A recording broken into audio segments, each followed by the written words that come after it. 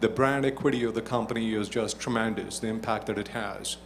So we continue to sort of get smarter, and I think some of the discussions and questions with Mahi will get into a little bit of detail, hopefully, as to how we do things. So that said, well, my passion is, apart from security, it's a trekking. So that's where, when we talk about Mount Everest, and my next sort of event I'm looking forward to is trekking up in Bhutan in the next couple of months for a couple of weeks. So that's my passion. Thanks, Sunil. There are also a couple of other panelists who are not able to make it, Warren Axelrod and Tom King. Tom King is CISO for Barclays Capital and my boss. And because of recent market events, he could not make it. He sincerely apologizes for not being here. Okay. Is it better now? Okay, let me take it out. Let me use it this way. Better? Yeah.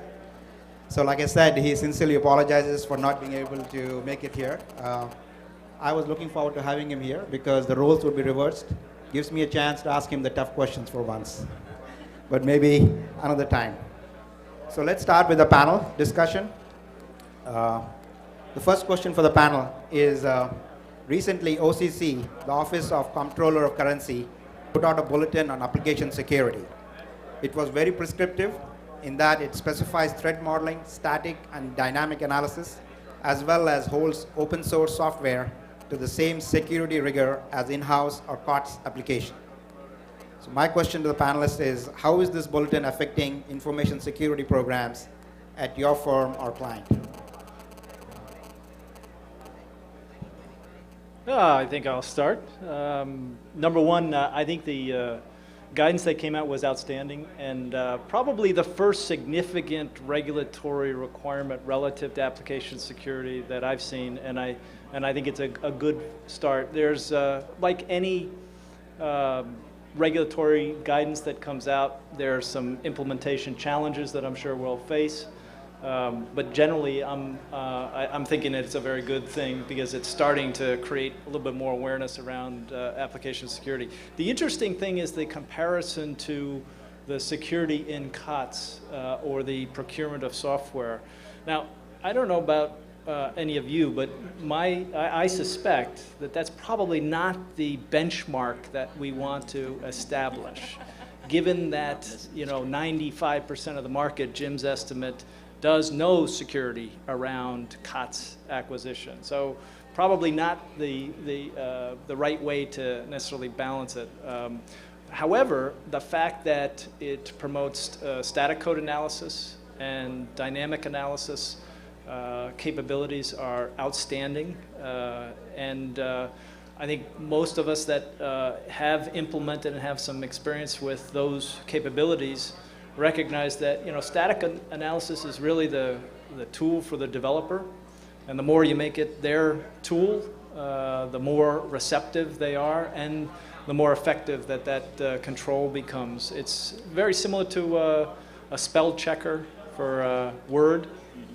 You like spelling and grammatical checks when you're creating documents, and you use it on an iterative basis. That's very much the way a static code analysis should work, and that's the way I think it's more effective. And dynamic analysis, I think we have lots of different choices and options today versus 2-3 years ago in terms of what was available. So there are products that we can implement. There are services, software as a service models that exist today, and a lot of choices and options as we integrate that. So I think compliance with the guideline for any mature program in software security is a no-brainer. So I don't think it's, you mentioned that it's highly prescriptive. I think it's highly prescriptive based on previous regulation around software security, which was nil. So then it qualifies as highly prescriptive. I think actually there's some further ways that it could go, but I think all of us as an industry have to further our practices to kind of raise the bar around software security and really supply chain management. Not, software security is what we're focused on in the context of Owasp, but really supply chain management across the board, and software that we procure as well as software that we build. So That's my, and I'll answer your question, Carlos, in terms of the greenfield. A greenfield situation occurs when you do an inventory of controls and you don't waste a lot of paper with it, and it takes about 5 minutes. And that was our case, because there weren't any controls in our software development process. So that's what I meant by greenfield. And then I could go over to Phil's shop and say, hey, what do you guys do? And learn a lot about what they do, and go up to Fidelity and say, hey, what do you guys do? And David told me a lot about what they do, and I incorporated that and built the program, designed it unencumbered by any existing controls. There's an optimist viewpoint for you, huh? Actually, I think you've said everything I was going to say. I agree. First off, in my past, former, almost now role, I sit on the steering group for our CISO and the Information Security Organization. And one of the things that I think, this prescriptive thing brought out is, it's great to be able to point to something, whether it's an actual standard or even this is the closest thing we have to a standard. By the way, I don't think it applies just to the information security industry, to the financial industry. If you're in a different industry, it applies just as well. So from an information security perspective, I wouldn't say it changed anything we were doing, but it certainly helps to kind of drive the point home, particularly to some of my peers who sit on the steering group and may not really know the ins and outs and the details of what the distinction is between general IT security and specifically application security. The other thing that I think it significantly helps in is specifically that whole vendor management, contract management, due diligence process. I think this is an area that is often has been not paid attention to. Certainly, I'm aware of at least 2 other organizations that I have spoken to about specifically this particular guideline who said, we've had to change or we are going to change our due diligence process as a result. So if you haven't already looked, regardless of whether or not you're in financial services, I'd urge you to look at it.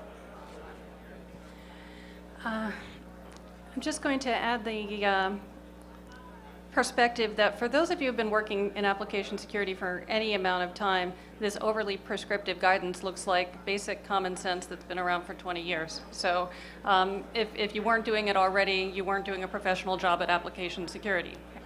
If you weren't doing it for your in-house applications. And if there's anything that I can add to what Jim and Carlos have said, is the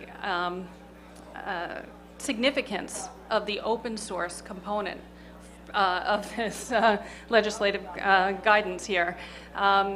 Fortify Software, one of our sponsors here, had just done a survey of open source security, trying to work with the open source development groups to bring up the level of security by offering to scan their code for security vulnerabilities with static analysis for free and giving them back the results, and found that the open source community kind of turned a deaf ear to this study. I thought that was really very interesting, and if there's one thing that Owasp could do to contribute to the field, it is to join these communities and thereby bring all of your companies up together to meet these requirements for auditing and fixing bugs in open source software as well. So that was my only thing to add. Jennifer, that's a good point, because with parts, you can always leverage your contractual relationship with the vendor. With open source software, it's a difficult challenge. And I think, as you pointed out, it's an industry-wide issue. It's not an individual firm issue that we as an industry need to work on, making sure OSS software is secure, and there's some sort of metrics around that. I'm going to add one thing, if I can, to piggyback on Jennifer's point, because she